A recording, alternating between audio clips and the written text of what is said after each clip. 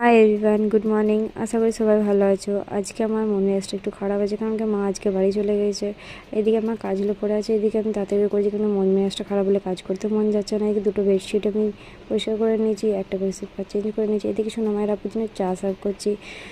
চা সার্ভ করার পর এদিকে শোনো আমার জন্য খাবারটা লেট হয়ে যাবে, খাবারটা খাইয়ে দিলাম। ওকে খাওয়ানোর পর জামাগুলো ভিজিয়ে দিস, তারপর একটু আমি স্নান করতে চলে গেছিলাম। তারপর স্নান করে আসার পর সোনামাকে আমি স্নান করাতে এসেছিলাম, সোনামাকে স্নান করে দিয়েছি।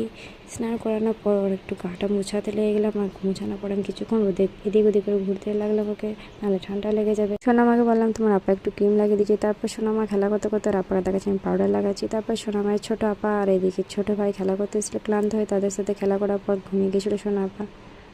ঘুম থেকে ওঠার পর আমি ওর জন্য হালকা করে নাস্তা রেডি করে দুধ চিড়ে কলা দিয়ে রেডি করলাম। আলু কলাটাকে ম্যাশ করে নিয়েছি, হালকা করে দুধটাকে চিড়ে দিয়ে ফুটিয়ে নিয়ে ওর জন্য হালকা করে মিক্স করে দিলাম। মিক্স করার পর সোনামাকে খাওয়ানোর জন্য রেডি করছি খাবারটা। আশা করি সোনামায়ের ভালো লাগবে। আজকে ব্লগ এতটাই, বাই।